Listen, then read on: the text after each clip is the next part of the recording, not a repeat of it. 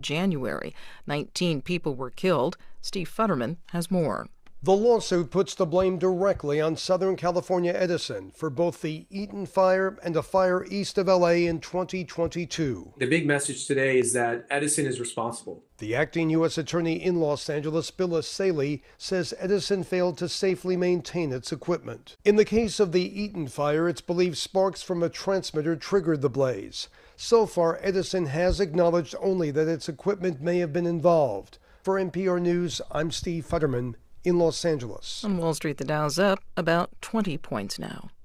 This is NPR. A third large earthquake struck Afghanistan late yesterday. The big tremors earlier this week have left more than 2,200 people dead. Scientists say solar flares may be more than 6 times hotter than previously thought. NPR's Nell Greenfield-Boyce has more on the findings of a new analysis. Solar flares are bright bursts of light on the sun that happen when magnetic energy gets released and dumped into ions and electrons.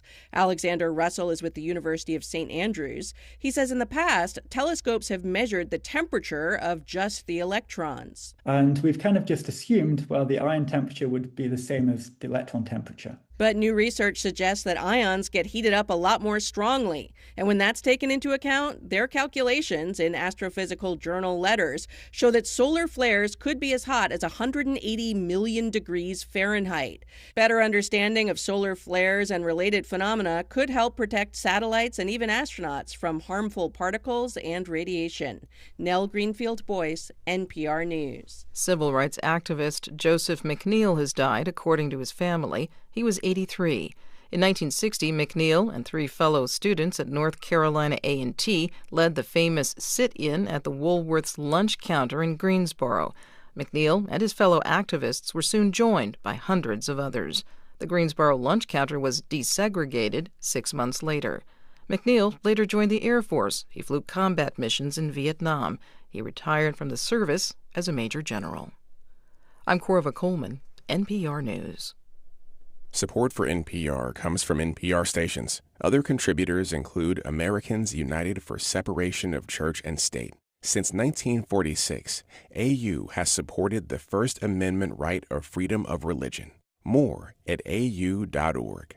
This is NPR.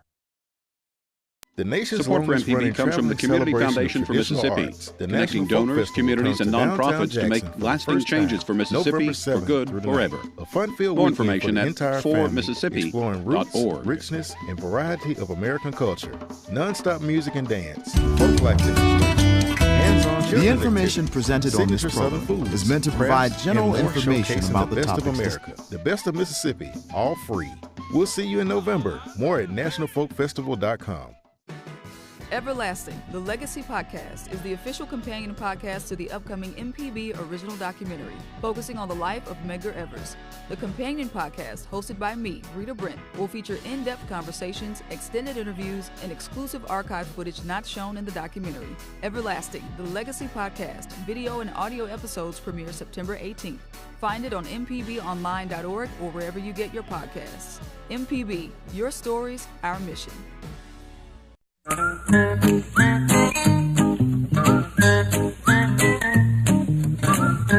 Okie dokie, folks. Welcome back. Horticulturalist Felder Rushing, and we are talking live about what's going on in your garden. Or if not, I'm going to talk about my garden because I got all hour, and it's all about gardening. Me and all the folks at MPB. Java's off today, but we got Abram Nanny. Abram, how you doing this morning? Yeah, I get to fill in today. How you doing? I'm great. I'm doing great. I got to say, that's a pretty wild shirt you got on. For anybody just listening, you can't imagine. If you're on live stream, you go to, or you go to YouTube and in the search box, type in Gestalt Gardener or MPB, you can see this shirt yourself. It's enough to put a flower garden to shame. Well, my wife loves this shirt, so I think it's great. See, I got the mic stand a little bit in the way, but if I step over here a little bit, I think it looks great. It does. So anyway, and this is a lot of people. We've come a long ways since I was a kid, and guys, we didn't wear flashy shirts and we didn't garden and all that. And the truth is, we've always had a good time. As a matter of fact, in a little while, I want to talk about something that's specific that that Job and I started talking about last week, and that's a type of personality that does funny stuff. And by the way, before I get any further, a listener named Judy Wood sent me a really funny meme. And it said that when gardeners grow as many plants as possible, it isn't hoarding, it's horticulture. I appreciate that one. Yeah, I think Kevin's on our stream today. Kevin does the pun for the day, so I think he's really enjoyed that one, I'm sure. Horticulture. Oh, there's a bunch of them. There's a bunch of them. And by the way, one of the things, this is a call-in program, so I hope people give us a call. It's toll-free, 1-877-MPB-RING. And I know there's a lot going on. People are getting tired of their summer gardens. They're tired of the mowing the grass. They're not sure what to do. Their Christmas cactus isn't setting buds yet. There's so many things going on. And if you want to talk about it, give me a call. I won't try to sell you anything. I'll just try to, talk about it as if it was me talking to myself or talking to my mother or my friends or family or just guys around the pub. Abram, have you heard me and Java talk about what I call pub talk? Yes, I have. I hear you every week just about talking about that. It's really weird because, a lot of people don't, they wonder, what do guys talk about? First of all, a lot of us, we don't go to pubs to make friends. We go there just for the circus, just for the lights and the sounds and all that kind of stuff.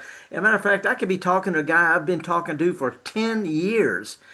And I know everything about him, but I have no idea what his name is. But anyway, we do a lot of chin wagging about stuff, and here's what came up this past week, because people are always throwing out gardening stuff to me.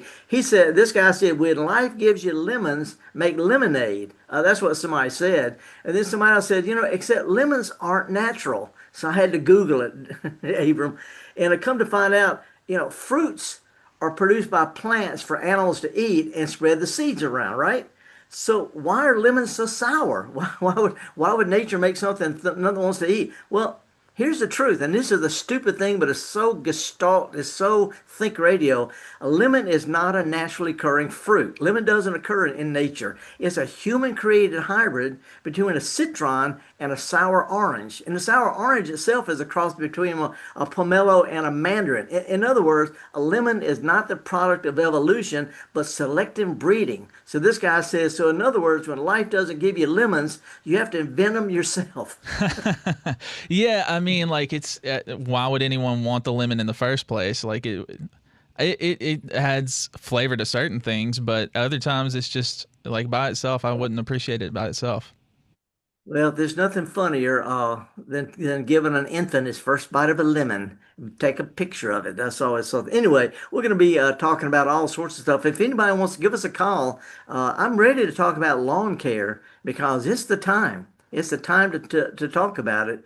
Just a couple of things real quick. It's really past the recommended time to fertilize. Sort of at the end, a little bit past. So if you like to fertilize, if you want to winterize your lawn, if you want to help get it ready to go into spring so that it greens up better next spring, takes the winter better, but also greens up better in the spring and have fewer weeds for that matter. This is sort of the last call, end of August, 1st of September, because it's important for this fertilizer to have a chance to work, to be absorbed by the plants grow new growth, and then sort of calm down before it gets too cold. If you wait till next month, the fertilizer will push it real tender right up into frost. So if you're going to fertilize your grass or winterize or anything like that, this is really the last call for it. On the other hand, a little bit too early to do anything about weeds. A lot of people, Abram, have got a lot of problems with weeds in the lawn, stickers and dandelions and clover and henbit and stuff, which I think are wildflowers. I think they're beautiful. Just mow them. Don't stop whining about it. Just mow them. But a lot of people want to have pretty much a manicured lawn. But these plants haven't really started coming up yet. So if you wait until late December or January when it's a nice warm day, these weeds will be small. You won't even notice them. The stickers can't even notice them. But if you'll wait till then, the plants are up, they're growing, they're green, and they're really, really sensitive to herbicides, but the grass is totally dormant. If you wait till March or April when the weeds bother you, it's too late to spray them. They're gone to seed, they're hard to kill. But anyway, if you have trouble with weeds in the lawn this past spring, late November, December, early January, that's the time to use a liquid spray. But I would not use a weed and feed type product. Just fertilize your grass, and let's wait another couple of months before you treat, unless you just choose to see the weeds as wildflowers, which either way you want to go, I'm here to help you with it. So anyway, if anybody wants to give us a call, toll free, 1-877 MPB ring. So what you got going on? Oh, you were just talking about lawn care and stuff, and I think the last time I was here, you told me to not worry about keeping my yard well because I have 2 over 100-pound dogs that tear it up constantly. But they've been staying inside a lot more, and I've been following your advice of actually sprinkling it down, spraying it off, and getting some mowing high. I moved my lawnmower setting. I moved the wheels up higher, so it's actually looking a lot better now. Well, there's not many grasses that'll tolerate wear and tear. Bermuda grass will tolerate wear and tear. That's the reason they use it on football fields and soccer fields and golf courses, because it'll take wear and tear. But most important, it recovers quickly. But other kind of grasses, they wear out. They take a while to recover. So anything you do to keep it healthy. So anyway, there is one. I want to show a couple of pictures before we get into calls. Number one, let me see, who is our live stream producer? We have. I think you said Kevin. Kevin and Johnsy are in there today.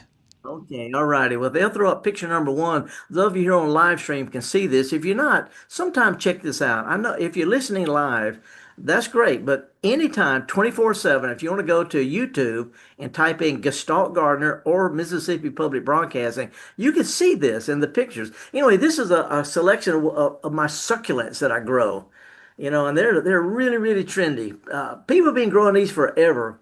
Abram, they're plants that store their own water. A cactus is a succulent. Not all succulents are cacti, but cacti are succulents. They're plants that can go months without any kind of water. But anyway, I just want to show a picture of the little collection I've got in northern England that I plant, and they stay out all year long, and it snows here.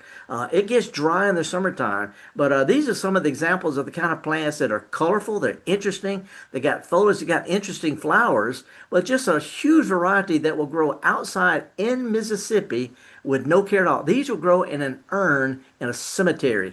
And I wanted to feature one in particular. A lot of people know about sedum. There's one that's called a lot of people just call it sedum or autumn joy. It's got big fat leaves, but this is the type of a plant that's called a sedum. It's got, let me see if I can hold this up. It's got lots of little bitty leaves, and it spreads like a ground cover. And in the springtime, it's got a lot of little yellow flowers on it. That's a type of sedum. But the one I really wanted to feature, I'm trying to get more people to get into, is a plant that's called, up north is called hen and chicks. And what we call hen and chicks in Mississippi is a kind of a gray-green leaf. It's called hen and chicks because every leaf that falls on the ground will grow into a new plant. What we call hen and chicks is not the same thing they call it up north, but the one they have up north looks like this. It looks like a rosette. This particular one has got kind of bluish, reddish type of leaves, and it's just a plant that will grow on top of a rock in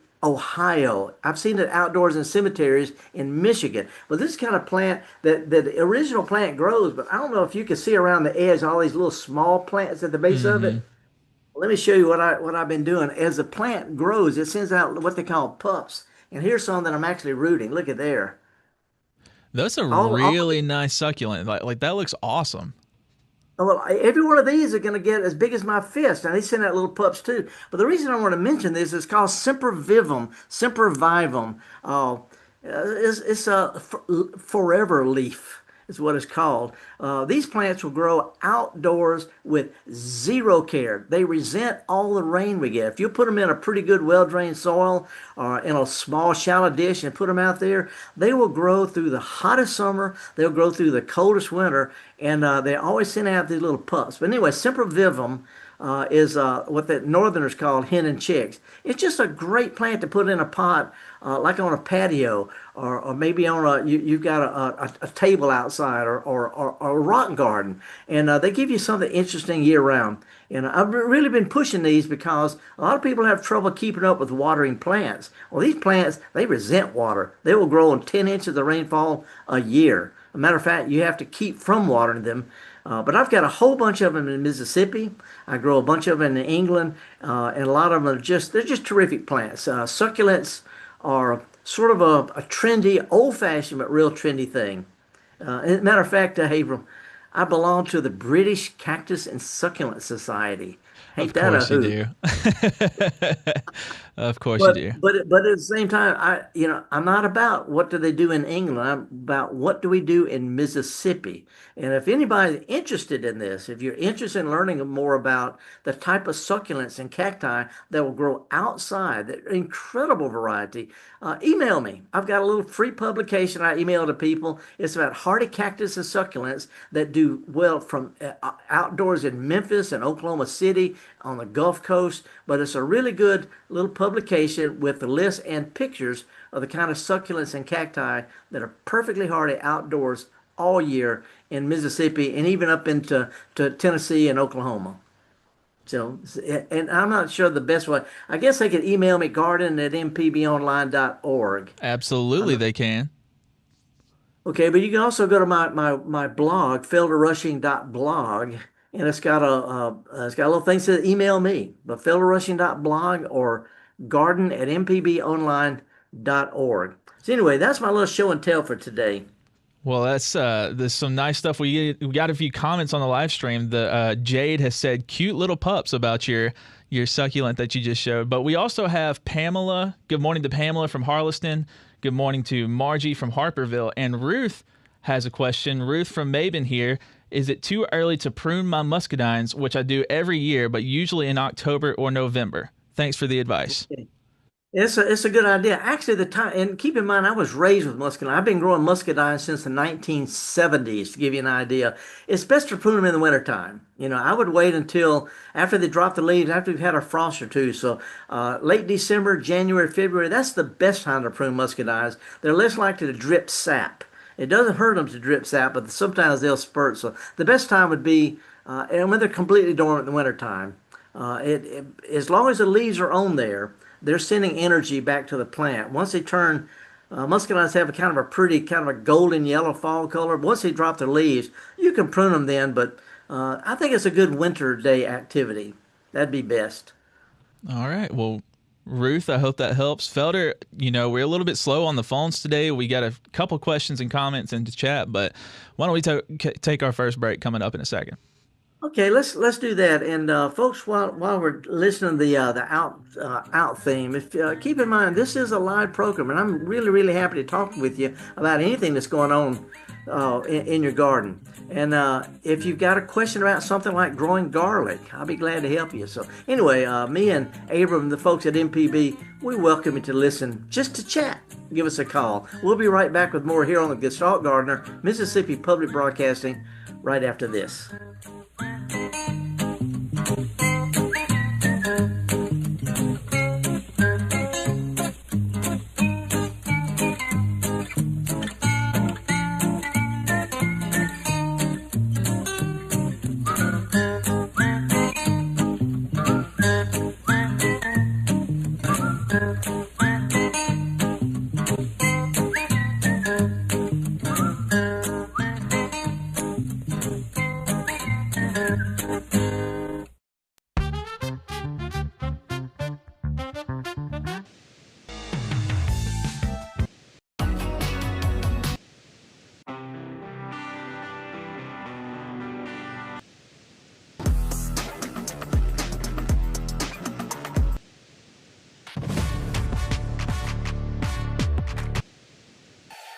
Together through the years, together in the future.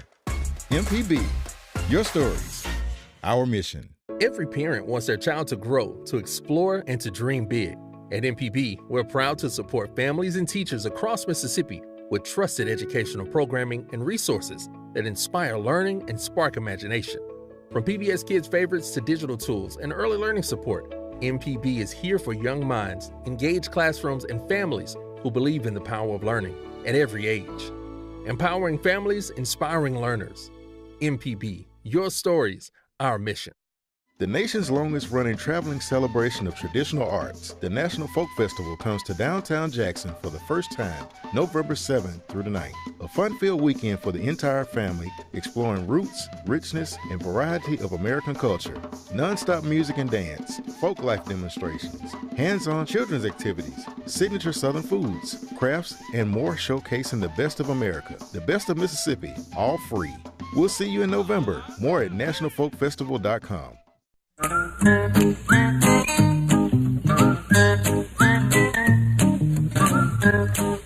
Okie dokie, folks. Welcome back. Me and April welcome your calls if you want to give us a call. But while we were in the break, Peg called back. It texted back from the live stream. She wanted to know if was it about covering the plants up in the winter? Yeah. Do you don't cover the cacti, succulents in winter? ? Oh, I am sorry. That was on me. That was my fault. Peg was asking if you do cover the cacti or your succulents in the winter. Yeah, and the answer is absolutely not. I have pictures of mine under 6 inches of snow, both in Mississippi and in England. These plants grow outside in the parking lot of the Memphis Botanical Garden. They grow outside at an experiment station in Jackson, Tennessee. They grow outside in Oklahoma all winter long. They do not. Now, there's a lot of cacti and succulents that won't take freezes, but the list of plants that I grow are the ones that will grow outside in all parts of Mississippi, all the way up into Memphis and even Oklahoma, with no cover whatsoever. They actually like the cold. They do. These are alpine plants. They're native to high altitudes and mountains. They like cold. What they don't like is hot, wet, rainy stuff. So I just have to add a little extra grit or extra gravel or extra perlite to my soil for drainage. But that's pretty much it. By the way, I've got Abram.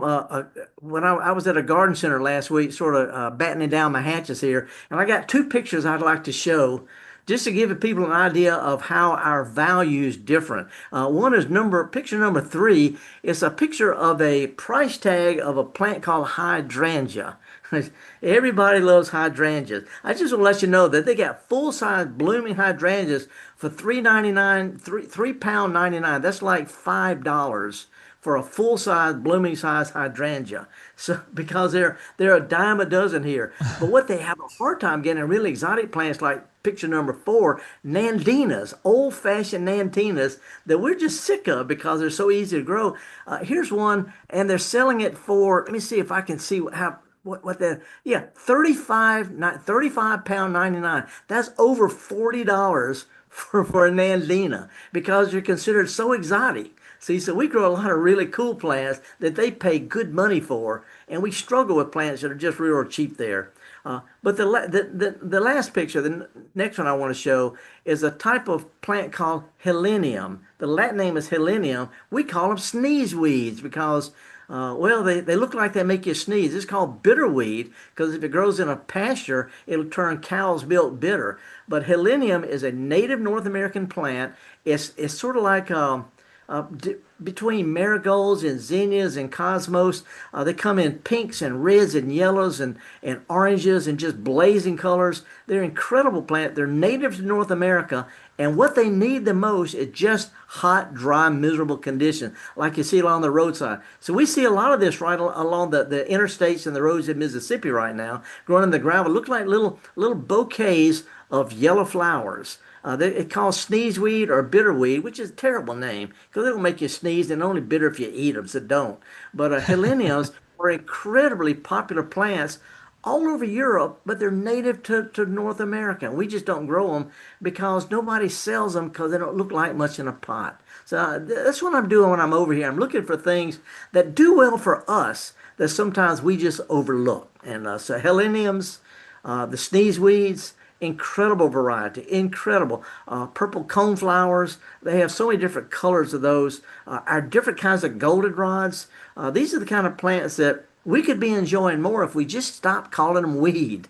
So anyway, I just want to throw that out. I don't know if people really care that much or not, but there it is. I did see a Facebook or Twitter post or something like that the other day that said that I didn't realize that weed is just a mean word that we call plants that we don't want in our garden. Anybody, it can be a weed to somebody and it can be a treasure to somebody else. Yeah, and the word weed comes from a little weed plant, small little plants. The classic definition is a weed is a plant growing out of place. Okay, there's actually a new way of looking at them. It's a little bit different. It's a shift in philosophy.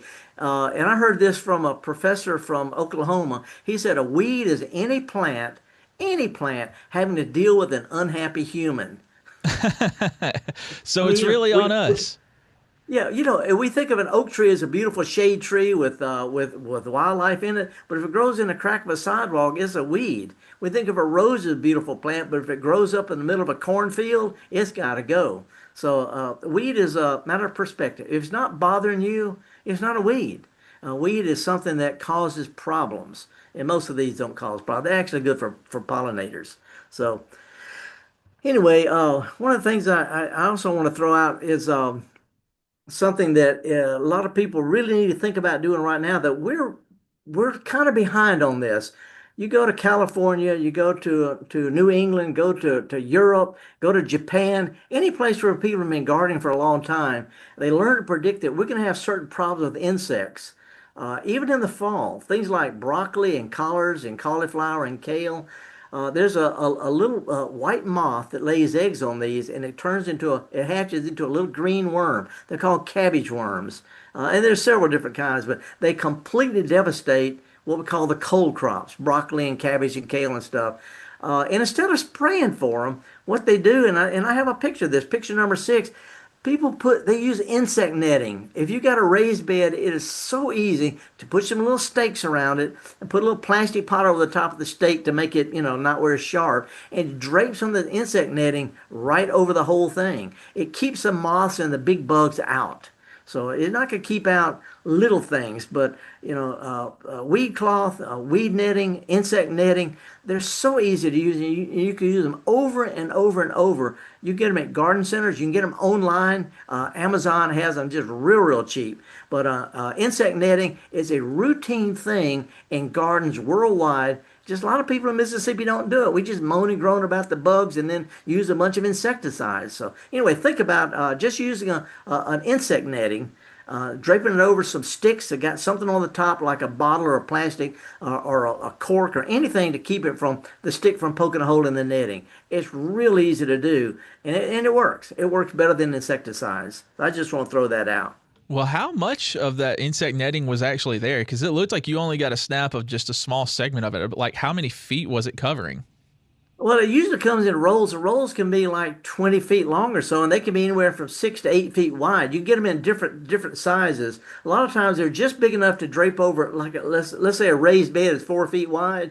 It'll drape over it, up maybe 3 feet off the ground, however high your stakes are, and drape along the sides. So they're usually 5 or 6 feet wide, and they come in rolls. But you can get them as big as you want.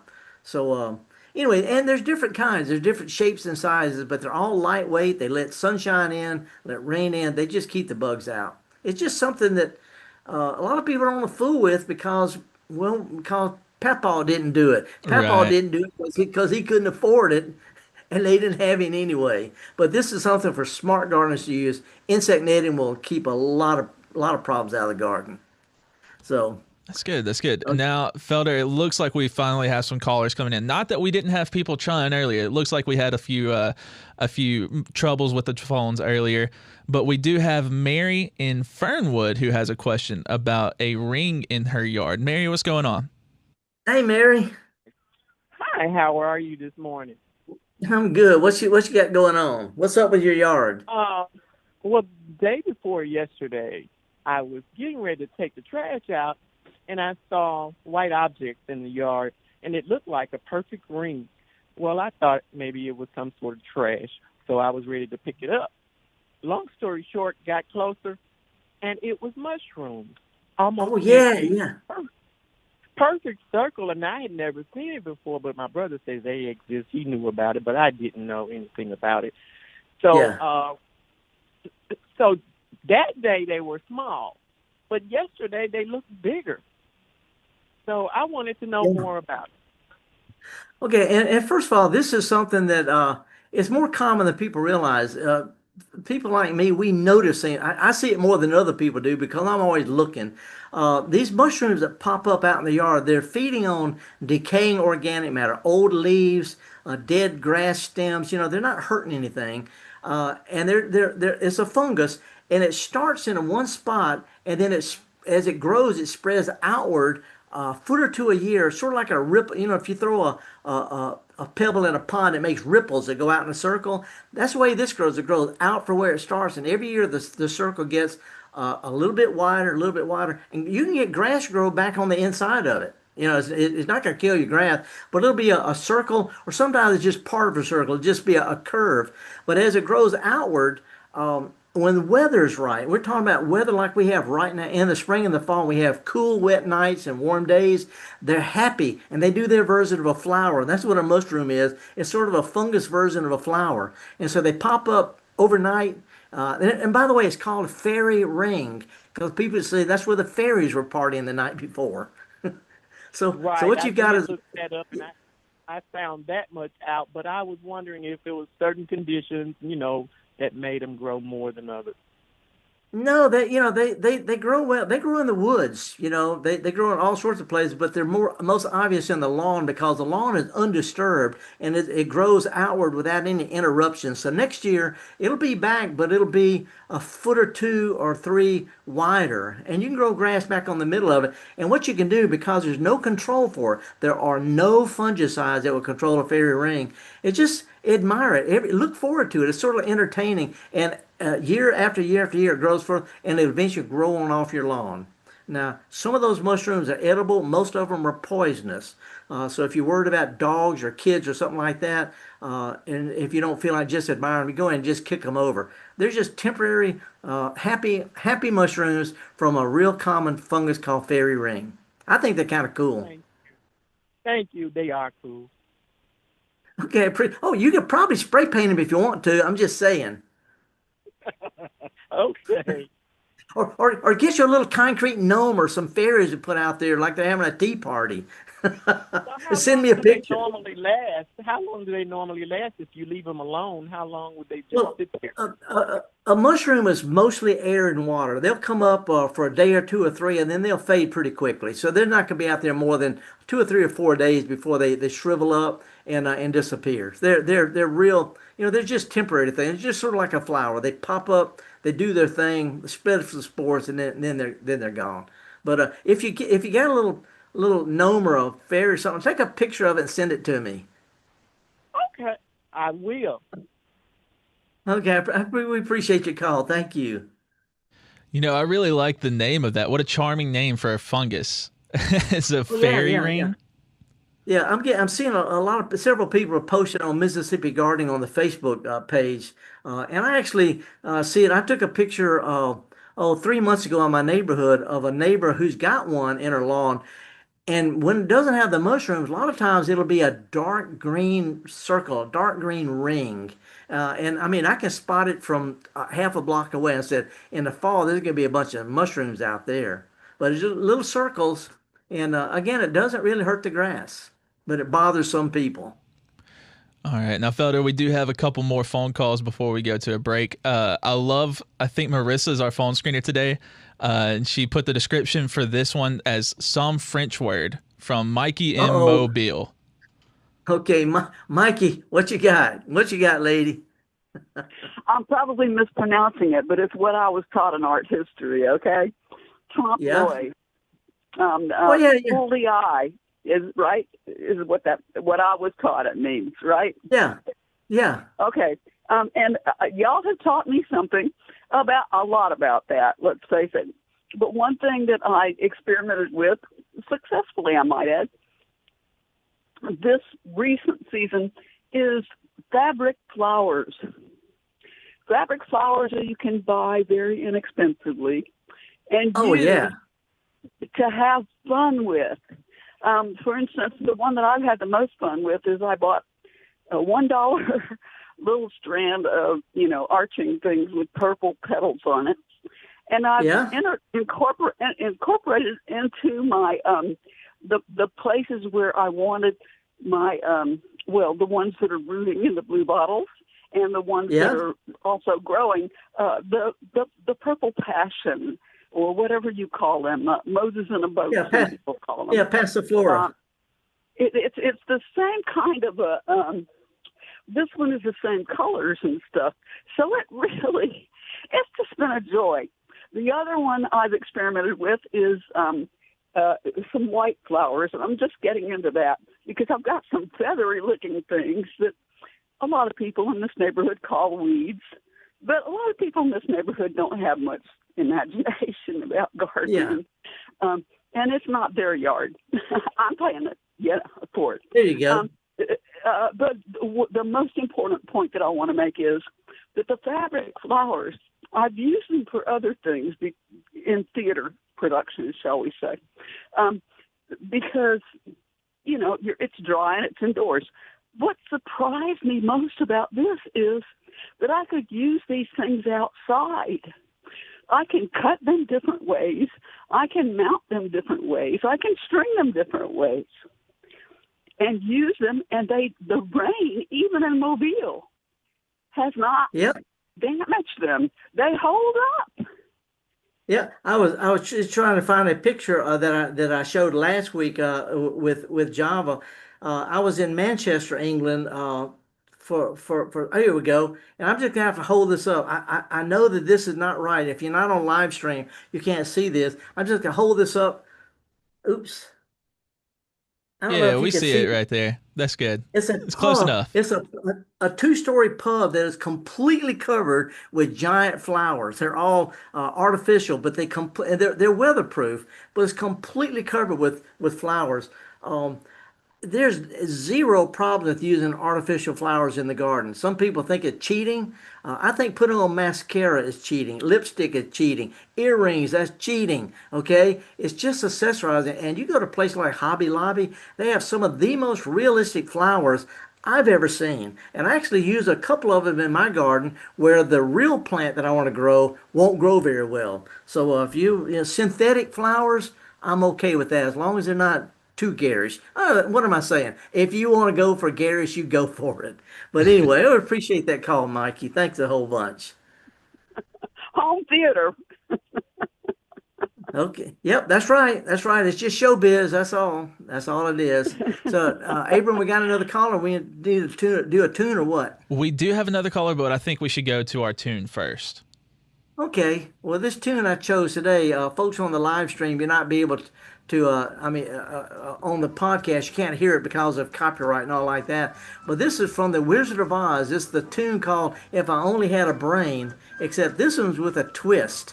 You want to go on to YouTube or something and Google this. It's If I Only Had a Brain, sung by Goofy, as in Mickey Mouse Goofy. If I only had a brain. Yup. Anyway, a lot of times I feel the same way. Sometimes I feel like a fraud because there's so much stuff I just don't know. But one of the things that frees me up is the ability to just call things like I see it. And sometimes I see it wrong and people school me and I go back and correct it. So it's all about sharing what we know, folks. We're going to be right back with more of the Gestalt Gardener right after this.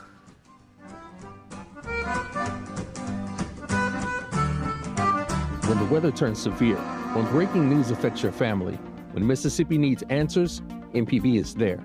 We provide real-time emergency alerts, trusted news coverage, and live broadcasts of emergency updates. Available on TV, radio, and online. MPB is on the air and by your side every day of the year. Because when it matters most, Mississippi turns to MPB, Mississippi's trusted source. MPB, your stories, our mission. Hi, ladies and gentlemen. My name is Bobby Rush. As a blues man, I love Mississippi Public Broadcasting. If you support Mississippi music and their local programming, donate now, right now, and become a member today, not tomorrow. Thank you. Thank you. Thank you. Doesn't matter how big or small, but we prefer big. Thank you very much. The Measuring Show. Since 1970, MPB has been enriching the lives of Mississippians. Everything we do gives us the chance to grow and learn. With your support, We are always there whenever and wherever you need us. Together through the years, together in the future. Please consider making a donation at mpbfoundation.org. MPB, your stories, our mission.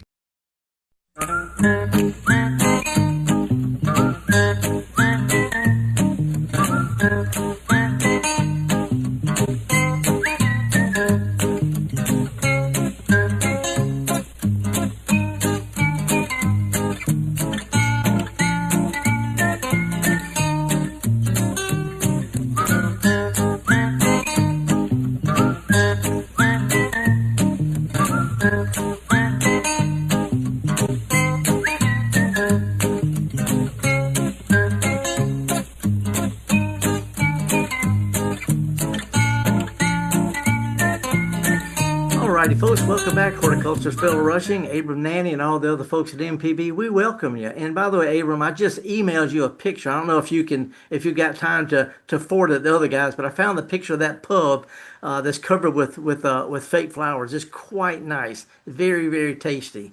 But meanwhile, have we got any callers? Yeah, we have Allie in Ocean Springs, and before we get to her, I'm going to tell the live stream, it was a picture from last week, correct? So if they could find it in last week's folder, do you remember what it was called in the file? Nope. All right, perfect. So let's go to Allie. Hey, Allie, good morning. How are you? To talk about promoting some wildflowers instead of my lawn in my backyard that I'm really sick of trying to make a lawn. We've got some water oaks, some live oaks. I've got a patch of St. Augustine that we put in as sod in an area that had gotten torn up from some other work. And yeah. I don't want to put more St. Augustine in the rest of the yard. And I do have some nice spiderworts that have naturally come up, and I've let them do their thing. But what else could I put out there? Because in these bare spots and things that would do well with shade that wouldn't be a lawn, because I like this idea. Yeah, well, and it's a really good question, and it's something that people have been addressing, even at Mississippi State, working with North Carolina State, Texas A&M, and LSU. There's actually people in the turf management courses and the weed science departments who get in together looking at the type of plants that will do well as part of a lawn that could be mowed like grass, but still have flower. In other words, if you don't have all grass, what can you have that still looks like and acts like a lawn? And one of the first ones that come up to mind for shady areas, you know what mondo grass is? M-O-N-D-O? I do. Yeah, mondo grass, you could put little sprigs of this here and there in the shade, and it'll spread. You can mow it. But also, there's a wildflower that's called ground ivy. And it's what people used to use before St. Augustine. St. Augustine has not been popular even my great-grandparents' lifetime. St. Augustine was introduced as a lawn, but this ground ivy, it has kind of a spicy smell to it when you mow it. It grows real flat. It's got little scalloped leaves. It's a terrific ground cover for 100% shade. It does well on the coast. If you could get some of that started, it is actually a quite nice shade lawn. It's just like grass. But as far as other things, the spiderwort, which is one of my favorite wildflowers, like so many other wildflowers, it gets big. It's not going to be a lawn. It's a regular flower bed type flower. So if you want to grow that kind of thing, what I would suggest would be to make you some paths. Maybe put you a bench or an arbor or something out there that you can mow a nice path to and mow around, and then start growing the different kind of things on either side of the path. But you know, they really need to be grown where you don't have to walk on them. But I've got a whole list of plants that do well as lawn substitutes. There's one that a lot of people don't like that's called Virginia buttonweed. It's just an anathema to most lawn people, but it is a terrific, low-growing, edible, native ground cover, and it just grows great. So there's a whole, I just don't know where to get started on this, but the concept of growing tall flowers means you need to have them where they could grow year after year, like in beds. And that means having some paths to mow around and through them, that kind of thing. But as far as other things that do well, you know, if you ride around some of the older parts of town, you'll see quite a few all shaded gardens that have no grass in them at all, with some really good ideas, including just moss. So let me see, what town are you from? Was it Ocean Springs? Yeah, I'm in Ocean Springs. You go across Highway 90, get back towards the backwater. There's an old cemetery back up in there. And to get to that cemetery, you go through all sorts of nice old gardens that don't have any grass at all. They look great. So, and just take a look at the way some of those have groups of shrubs and flowers with sort of like meandering wide paths instead of a wall-to-wall grass. So anyway, nothing but general stuff. But if you want to email me sometime, I'll be glad to send you my list of really good plants. There's plenty of ideas in Ocean Springs, though. It's a cool town where people do what they want to do. Well, I will then email you. Thank you so much for the ideas. Okay, you bet. Appreciate it. Felder, you really know Mississippi. Someone just turning in wouldn't have guessed that you spend half the year in Lancashire. I do. I've been coming over here for, I guess, 16 years or so, partly because I cover a lot of flower shows. I've been to so many botanic gardens. I'm a member of the Royal Horticultural Society, as well as the American Hort Society, and I go to flower gardens, personal gardens, botanic gardens, flower shows, and I'm always looking for what can we do in Mississippi. They do stuff in England and Europe and Japan and Africa and South America. I've been all over the world that won't work in Mississippi, but we often overlook things that are right under our noses. And so I'm always looking for ideas I'll give you an example. A lot of people around the world don't have burn piles. They don't have garbage trucks that'll pick stuff up. So they reuse stuff in the garden. And almost every decent garden I see in Europe has got an area that's got a dead tree in it or fallen limbs, or they drag the limbs and stack them up and grow ferns around them. They're wildlife habitats, and they're practical, but there's a really cool way of using this fallen limbs and tree stumps as part of the landscape. And that's something we want to get rid of everything, make it nice and neat. You can't have owls and salamanders and stuff like that without a place for them to live. So anyway, just a pile of debris. It's called a stumpery. You just pile stuff up, grow some ferns around it, and people may not get it because we're not used to it, but it really, really works. So how about our callers? We got any coming in? We got a handful of callers coming in. You got popular at the end of the show, Felder. Okay, what's up? Let's go to Larry and Amory up next. What's up? What's up, Amory? Up over in you're up in what I call the prairie part of the country. That's thanks for taking my call. I've got an area that I'm starting a new garden. It's about a year old, and grass is just unmanageable because it was just a kind of pasture area.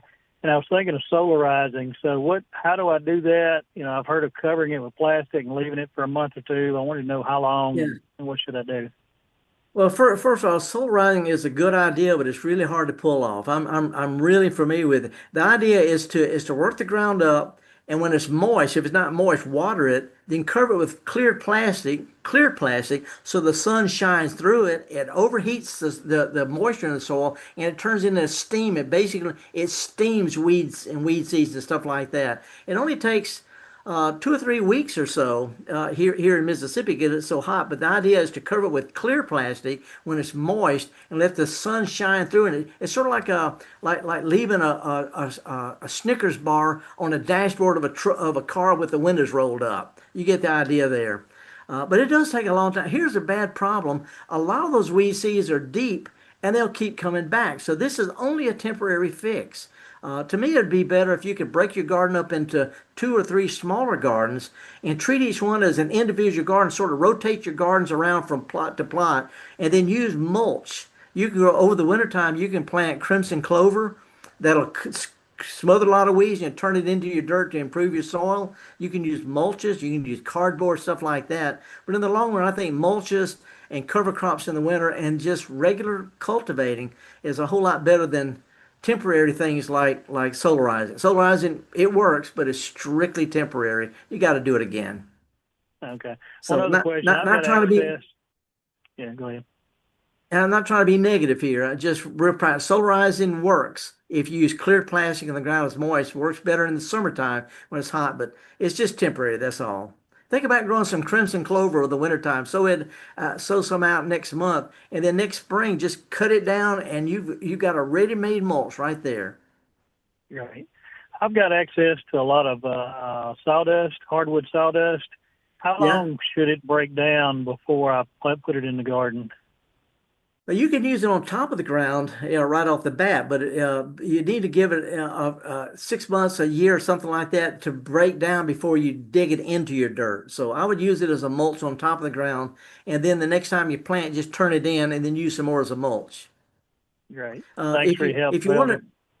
Yeah, hey, if you want to go ahead and use it, if you'll coat it with a little bit of cottonseed meal, it's a natural fertilizer, and it provides the nitrogen that the stuff needs to decompose more quickly. So if you want to work it in, spread it out, just barely dust it with cottonseed meal, and then turn it in, and that'll take care of any problems you might have.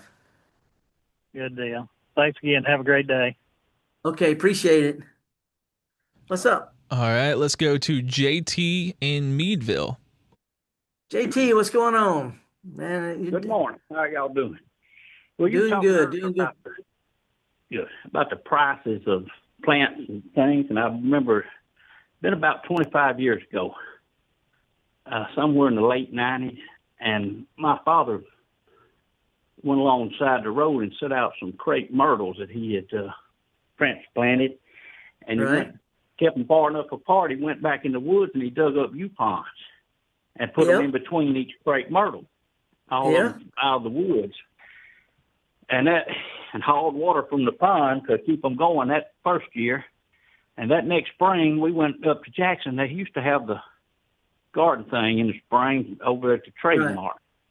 Right. And there was some yew ponds there from one of those gardens. $40, I bet. No, well, they was big. These were, it probably took several years. They were 4 foot high and had some bush to them. They were, so, but no, they were $125. But like I said, they were big. But I had to come on and tell them we were sitting on a gold mine. That's right. That's right. A lot of people don't realize native plants, you can transplant small ones and they'll grow real quick. But the problem is a lot of garden centers don't sell some of these cool plants. When they get them in, they're considered novelties, so they charge a high price for them. But Yupon holly is a great native plant. I have one right in front of my major picture window in my house. They are. They're beautiful. I've got one question about them. I've got a creek bank, and there's some yew ponds growing next to an oak tree on it. And of course, being in all that shade, they're growing long and spindly. Right. And reaching out to the side for the sun. I hadn't cut them back yet. I got about 5 or 6 shoots, and they must be 8 or 9 feet high.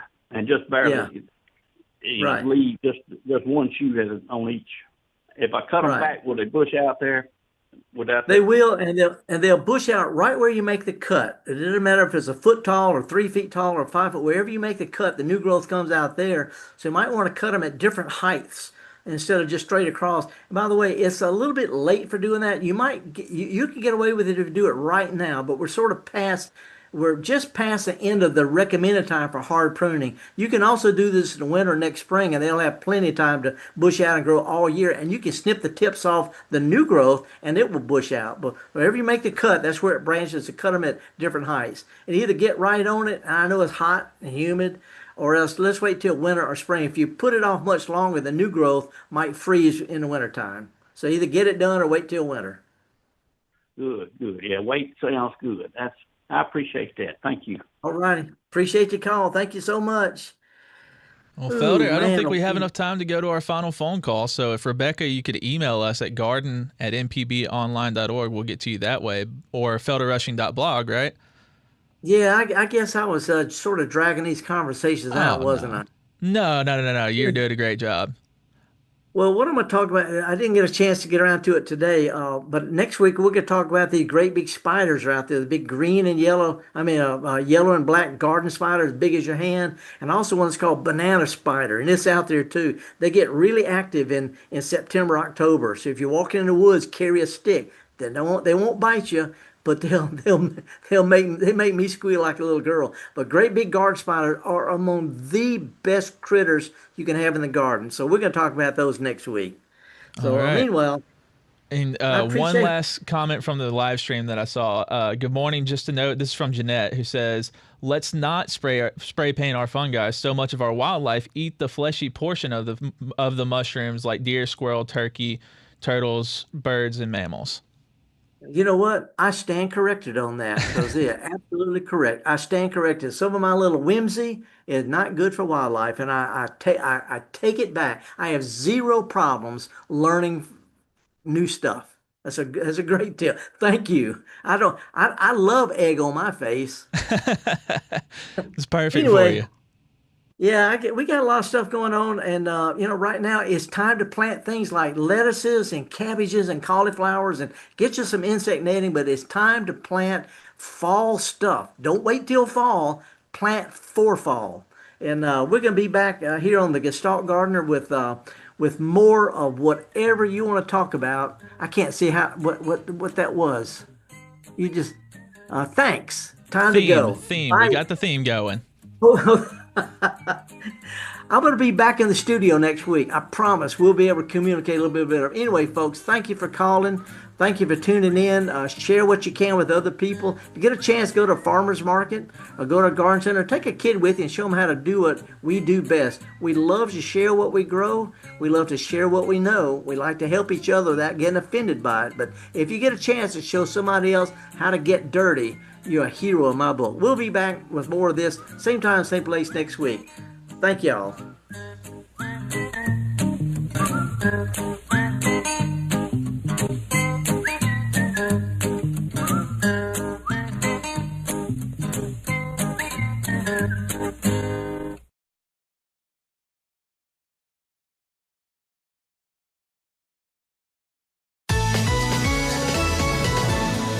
This forecast